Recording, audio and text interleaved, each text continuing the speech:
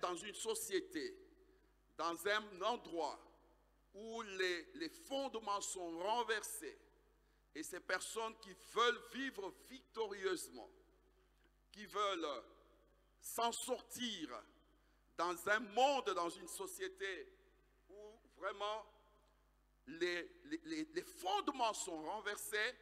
Parce que vous avez vu la semaine passée, l'apôtre Peter nous a beaucoup aidé à toucher certains aspects. Vous pouvez voir que non, ça c'est effectivement les fondements, ou bien les fondations, les piliers sont renversés. Et en revenant à ce point, ou bien à ce thème, nous voulons juste prendre un petit point. Un petit point que je vais considérer comme une introduction dans ce qui sera développé. Et vous savez bien aimé, l'une des choses pour vous et moi qui vivons dans un contexte où les fondements sont renversés, l'une des choses qui peut nous soutenir et nous rendre vainqueurs et victorieux dans un monde où les fondements sont renversés, c'est la connaissance que vous avez du vrai Dieu. Est-ce que nous sommes à ça? La connaissance du vrai Dieu.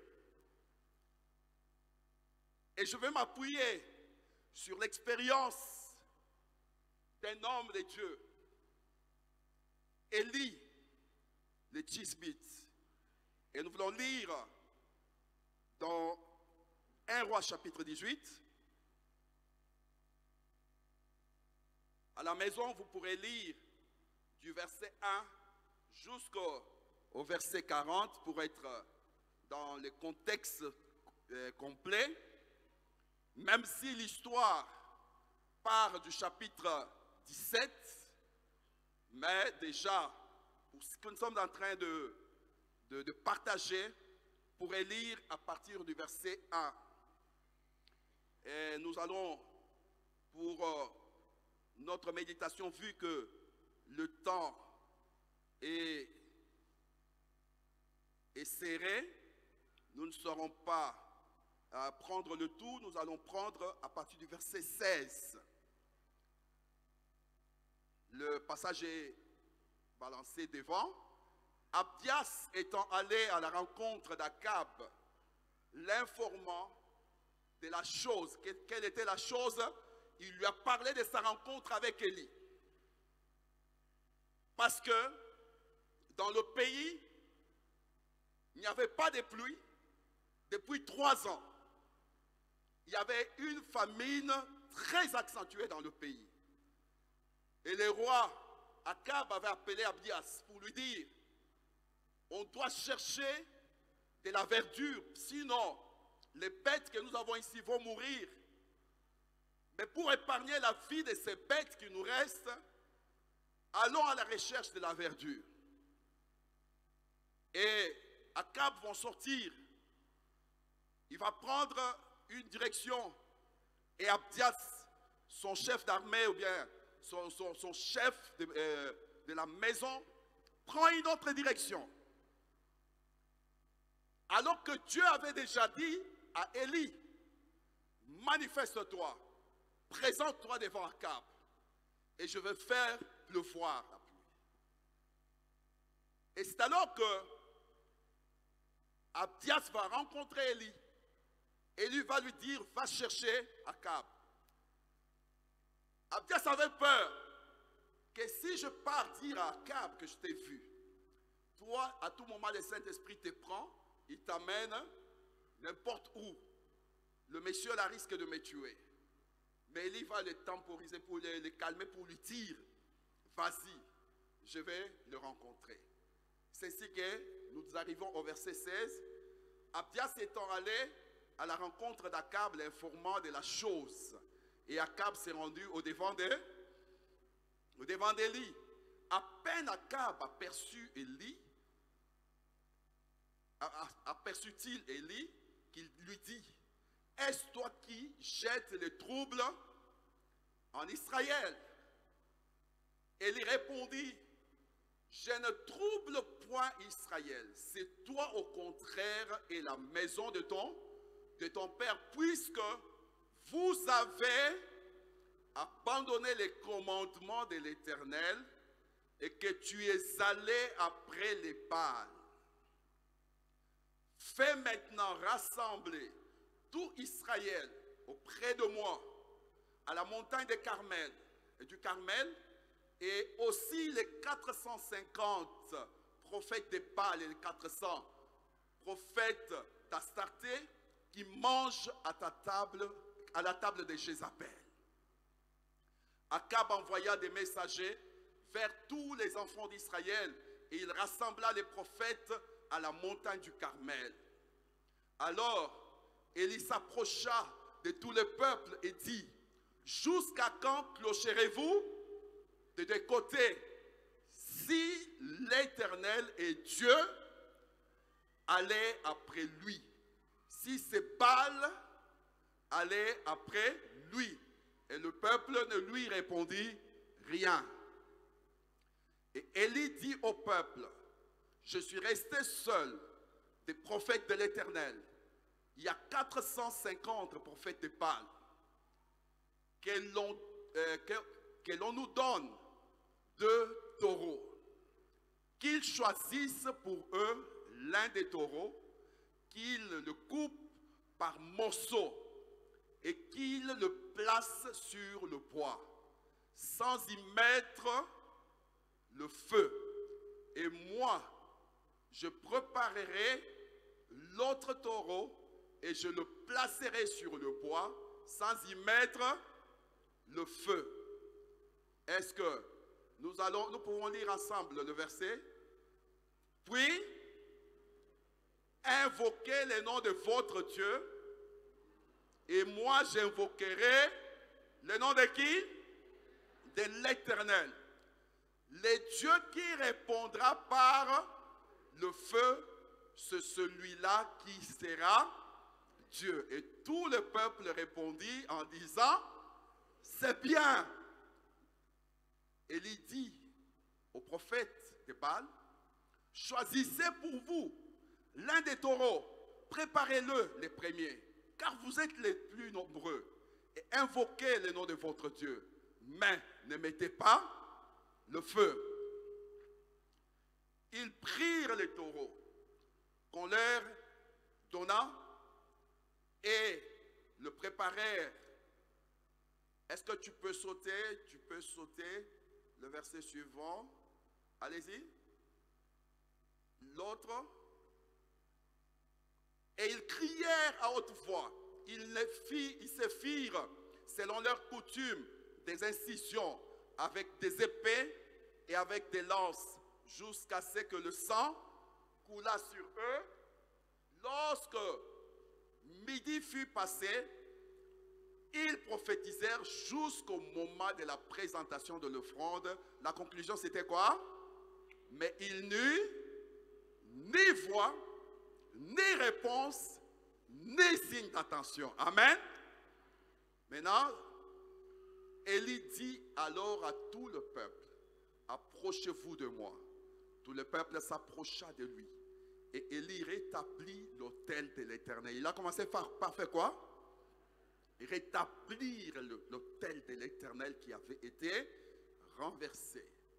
Il prit 12 pierres d'après le nombre des tribus des fils de Jacob, auxquels l'Éternel avait dit, Israël sera ton nom. Et il bâtit avec ces pierres un autel au nom de l'Éternel. Il fit autour de l'autel une fossée de la capacité de 2 mesures de semences.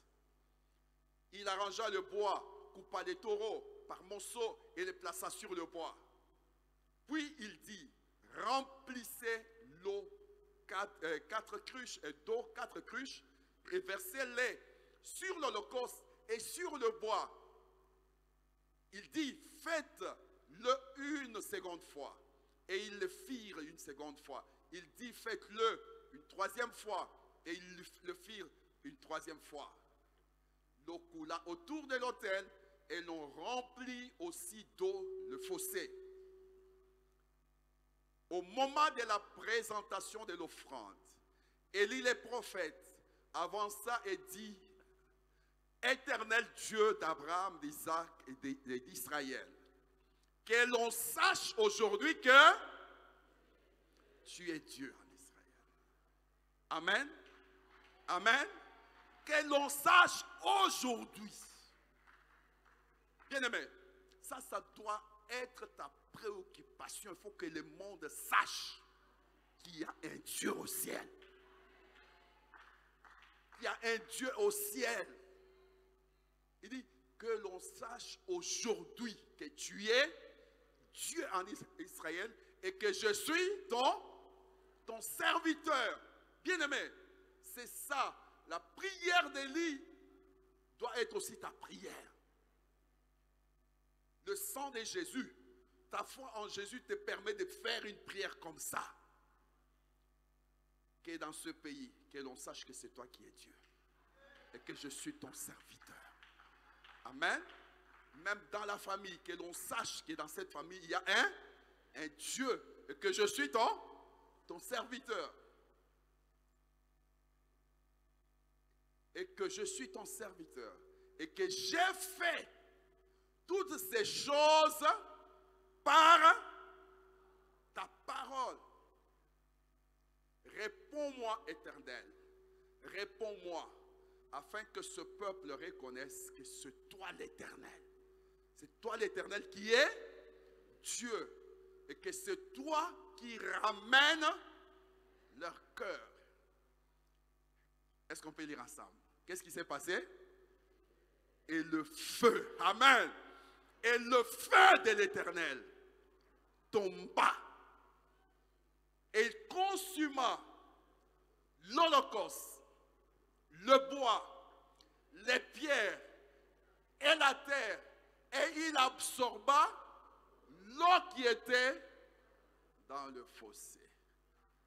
Quand tout le peuple vit cela, ils tombèrent sur leur visage et dirent quoi?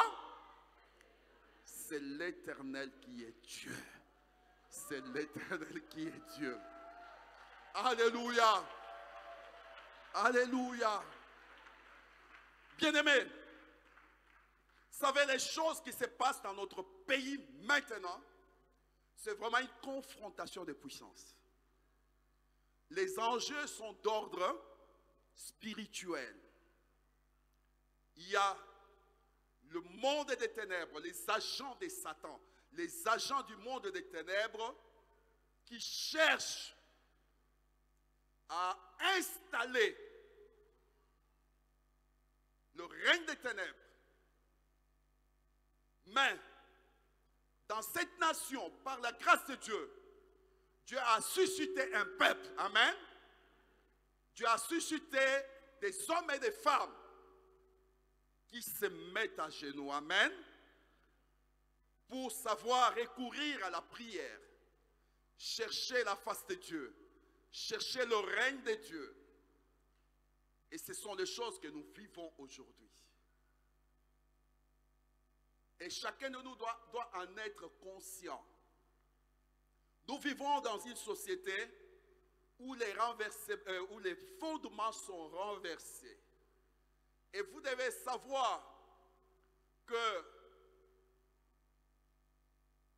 la qualité, ou bien la qualité de votre croyance en Dieu a un impact considérable dans votre comportement et aussi dans votre attitude. Et le temps que nous vivons, il y a des gens qui ont fait le choix de se placer au service du diable. Un choix délibéré d'être au service de l'ennemi. Et c'est ça, ce qui s'est passé dans ce moment où Dieu avait suscité Élie. Vous savez, après la mort de David, il y a eu son fils Salomon qui l'avait remplacé. Et après la mort de Salomon, le pays était divisé en deux parties. Il y avait le royaume du Nord qui avait pratiquement 10 tribus. Et le royaume du Sud qui ne restait qu'avec la tribu de Juda et de Benjamin. Et dans le royaume du Sud, il y a eu quand même des descendants de David qui se sont succédés. Il y a eu quand même de bons rois. Mais dans le royaume du Nord, il n'y a pas eu de bons rois. Et pendant le temps d'Élie, celui qui était à la tête dans le royaume du Nord à Samarie, c'était Akab.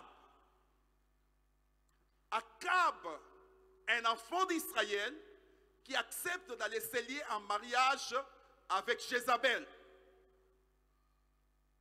Et Jézabel va influencer son mari jusqu'au point d'instaurer le culte de Baal, un dieu étranger. Ces idoles ou bien ces choses que Dieu leur avait interdites.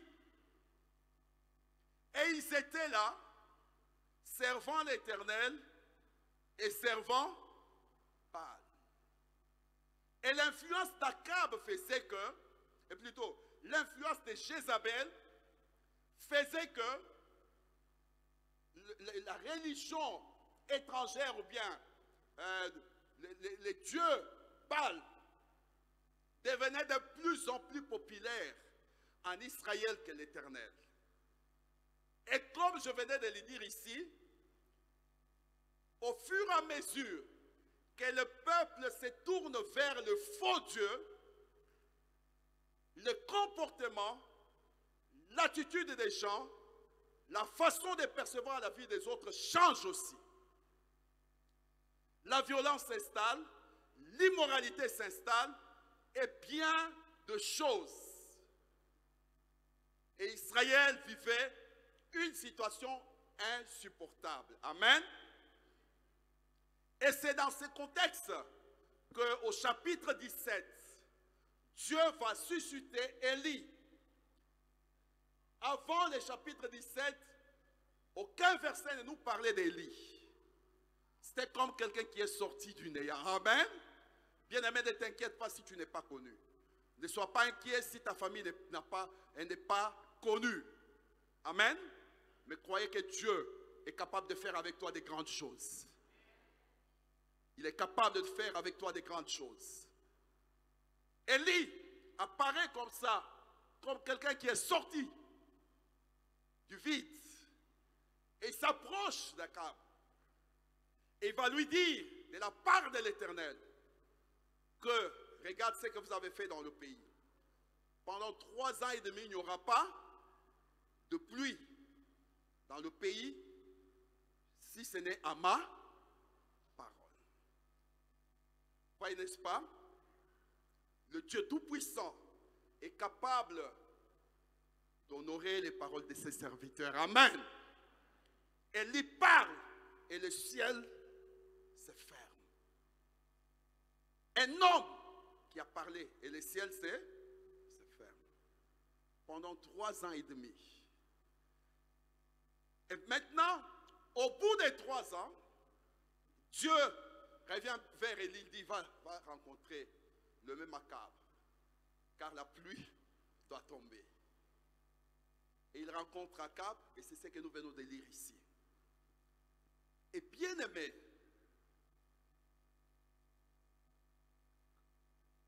le Seigneur m'a mis à cœur de pouvoir partager avec vous ce point parce que, je crois que c'était avant-hier, il y a un frère qui m'a envoyé un message avec une décision qui venait d'être prise au niveau du Vatican, où maintenant l'Église catholique est autorisée de célébrer des mariages de gens du même sexe. Ils sont maintenant autorisés de célébrer, d'unir les gens, homme-homme, femme-femme. Voyez un peu la société dans laquelle nous vivons. Et l'influence de ces choses ne tardera pas à toucher nos quartiers, a touché notre société. J'aime ce que l'apôtre Peter a dit la fois passée. Il dit dans le psaume 11, verset 3, la Bible dit, quand les fondements sont renversés, les justes, que ferait-il? La réponse à cette question, le Seigneur permet que vous et moi, nous faisons partie de la réponse. Notre société aujourd'hui a besoin de gens qui ont l'esprit d'Élie. Amen. Est-ce que vous êtes conscient avec moi? Les choses qui se passent dans votre famille, les choses qui se passent dans votre quartier, les choses qui se passent tout autour de nous, montrent que notre société a besoin de gens qui ont l'esprit d'Élie, qui voient les choses comme Élie avait vu, de la part de Dieu, et qui n'ont pas supporté de voir que là où Dieu devait être reconnu et élevé, maintenant on a institué les prophètes de quoi? De Baal. Ce sont des idoles. C'est l'idolâtrie qui est en train de gagner du terrain. Et cela amène encore la dégradation sur le plan moral, sur le plan, tous les plans de la vie. Mais Dieu, dans ces temps de la fin, a porté son choix sur toi. Amen. Il a porté son choix sur moi. Élie avait fait son temps. Un jour, Dieu l'a pris vers lui. N'est-ce pas? Mais pour ce qui se passe dans notre monde aujourd'hui, Dieu vous a donné le pouvoir. Amen. Et vous savez, j'ai toujours aimé ces passages de Luc chapitre 9. Bien aimé, si vous pouvez balancer cela. Luc chapitre 9, versets 1 et 2. Et j'aimerais que vous puissiez souligner ces versets-là dans votre Bible. Est-ce qu'on peut lire ensemble? Jésus ayant assemblé le 12, qu'est-ce qu'il a fait? Leur donna quoi? Force et pouvoir sur tous les démons, avec la puissance de guérir les maladies. Il les envoya pour faire quoi? Prêcher le royaume de Dieu et faire quoi? Guérir les malades. Amen. Ça, chaque disciple doit se retrouver dans ces paroles. Amen. Jésus donne la puissance. Il y a l'autre version qui dit, Jésus nous a donné la puissance et l'autorité d'aller chasser tous les démons. C'est bien indiqué, tous les démons. Et de faire quoi? De guérir les malades. Il les envoya pour qu'ils aillent annoncer, prêcher quoi? Le royaume de Dieu. Mon frère, ma soeur, de la même manière qu'Élie, qui avait la connaissance du Dieu véritable, n'a pas supporté que son peuple continue à clocher de deux côtés. Parce que lorsque on est dans une situation où on cloche de deux côtés, Satan est à l'aise. Amen. Satan est à l'aise. Il trouve sa part. C'est pourquoi, dans Jean chapitre 17, verset 3, la Bible dit ceci. Or, la vie éternelle, c'est qu'ils te connaissent, toi. Vous avez le passage devant vous. Est-ce qu'on peut lire ensemble? Or, la vie éternelle, c'est qu'ils te connaissent, toi, le seul vrai Dieu et celui que tu as envoyé, Jésus-Christ. Est-ce qu'on peut relire encore? Une, deux. La vie éternelle, c'est qu'ils te connaissent, toi le seul vrai Dieu et celui que tu as envoyé, Jésus-Christ. Amen. Ici, il n'est pas question de la connaissance intellectuelle. Ici, il est question d'une expérience personnelle. d'une relation intime avec le Dieu véritable, le vrai Dieu et son Fils Jésus-Christ. Et cette relation n'est possible que dans la mesure où vous ouvrez votre cœur à la parole de Dieu. Vous ouvrez votre cœur à Jésus-Christ. Vous placez votre confiance dans celui qui était mort et qui est ressuscité. Amen. Et c'est bien dit dans ce verset que nous venons de lire. Or, la vie est éternelle. Cela veut dire, or, la vie du royaume, la vie de Dieu. Parce que n'oubliez jamais, aussi longtemps que chacun de nous reste dans le naturel, votre vie n'aura pas d'impact. Votre vie ne constituera pas une solution pour votre génération. Amen. Mais tout ce qui peut faire que votre vie devienne un canal de manifestation de la gloire de Dieu, de la manifestation de la puissance de Dieu, c'est dans la mesure où vous permettez à ce que cette vie dont il est question ici puisse prendre place abondamment dans votre cœur. Que cette vie se manifeste, la vie du royaume, la vie de Dieu. Pourquoi? Parce que dans votre famille, les choses qui se passent, on a besoin de quelqu'un qui va s'élever comme Élie s'est élevé. Amen. Dans ce qui se passe dans notre pays aujourd'hui. Bien-aimés, imaginez avec un pays où il y a des défis, des menaces, et c'est tout le monde qui s'élève pour menacer qu'il va faire ceci.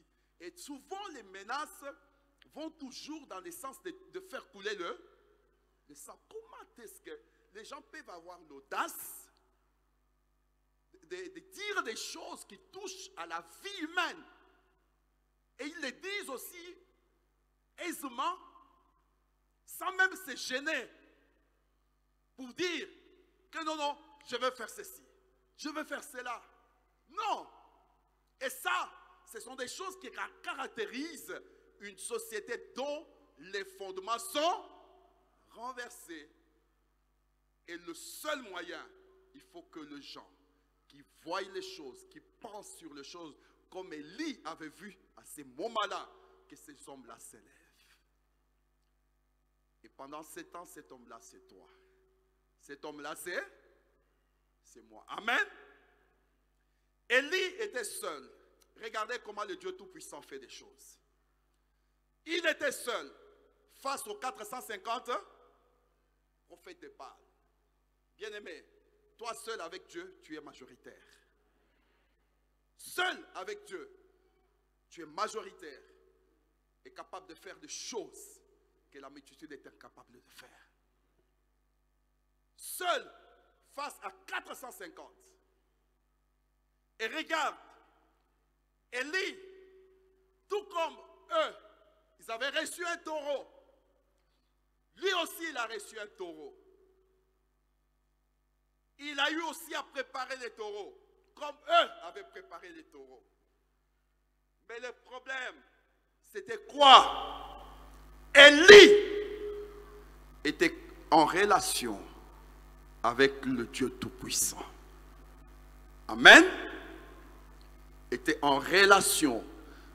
Il avait confiance dans ce Dieu Tout-Puissant. Vous savez, la particularité de la vie d'Élie, c'est cela. Une confiance indiscutable envers le Dieu Tout-Puissant.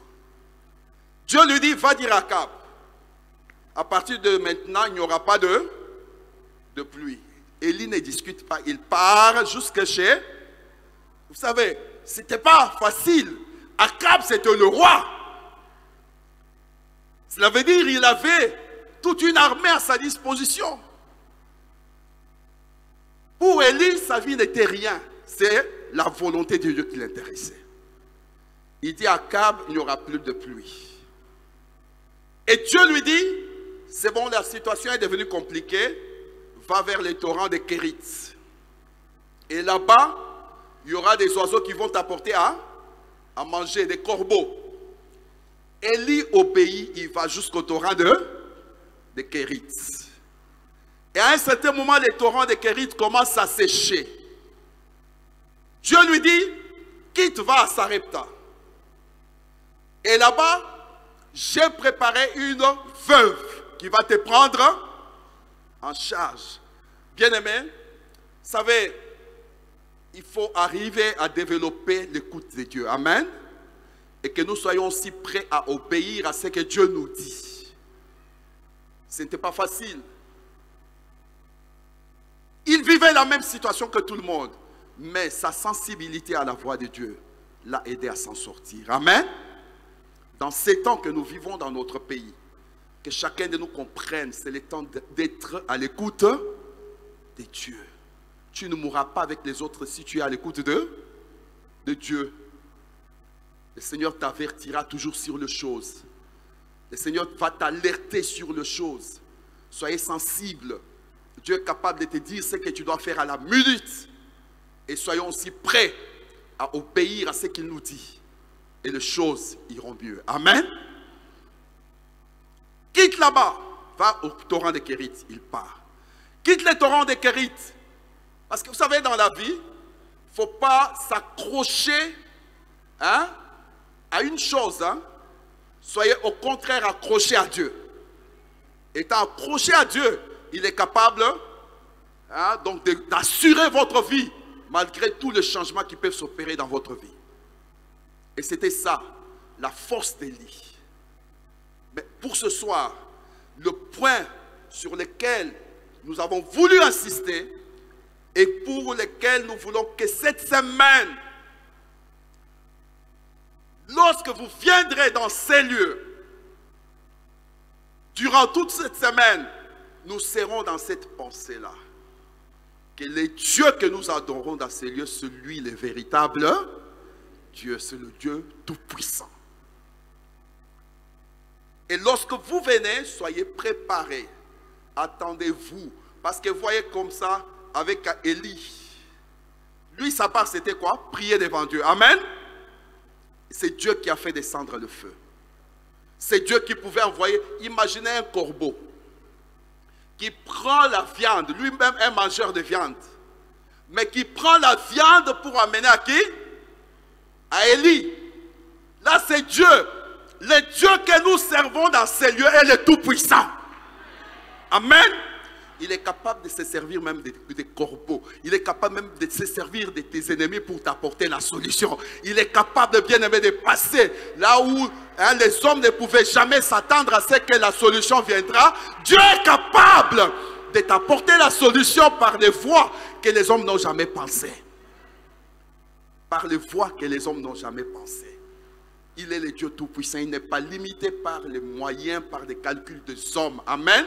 Il est capable de t'amener au nord en passant par le sud. L'essentiel est que toi, tu sois soumis à Dieu.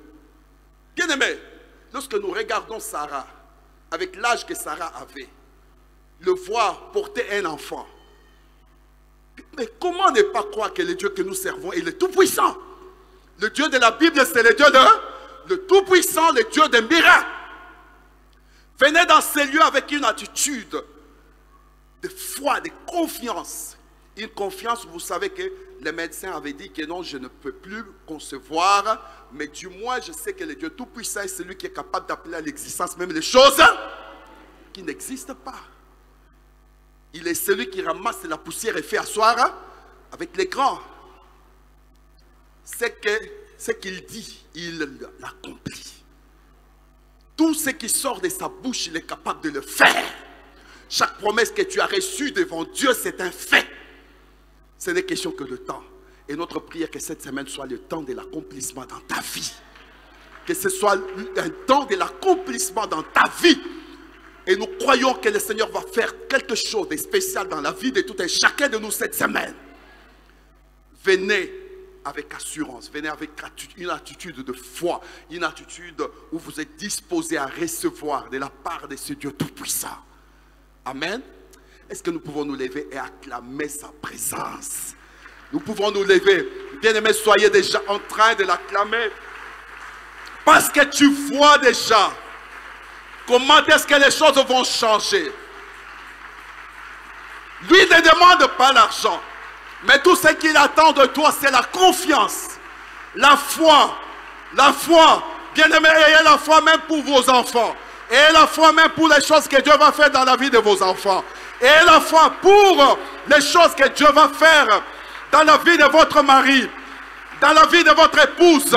Soyez en train de l'acclamer parce que vous croyez qu'il est le Dieu capable, le Dieu tout-puissant.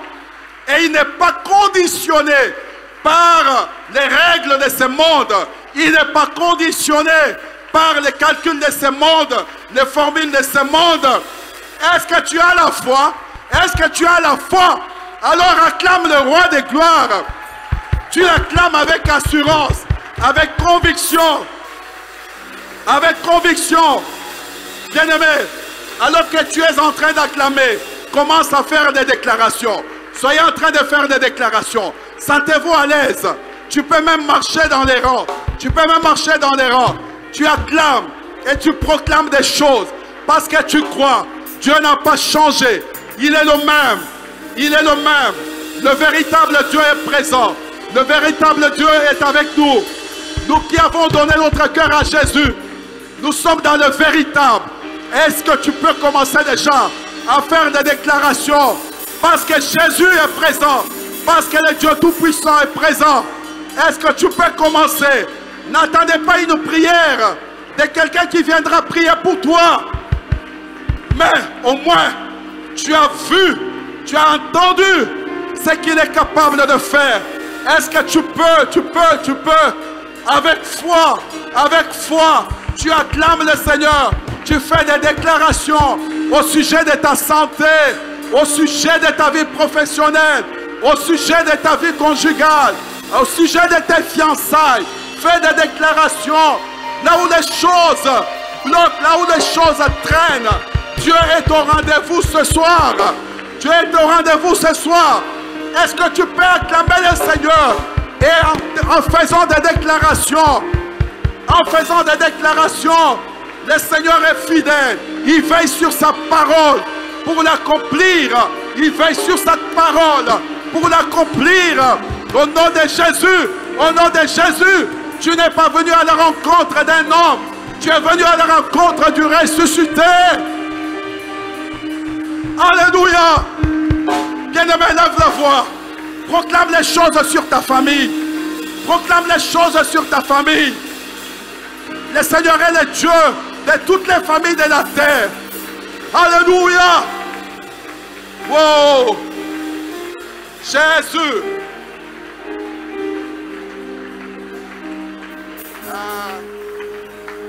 Vous avez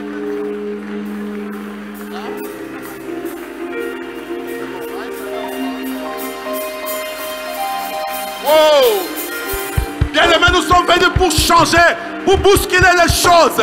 Nous sommes venus pour bousculer les choses. Tu es venu dans ces lieux parce que les choses doivent changer.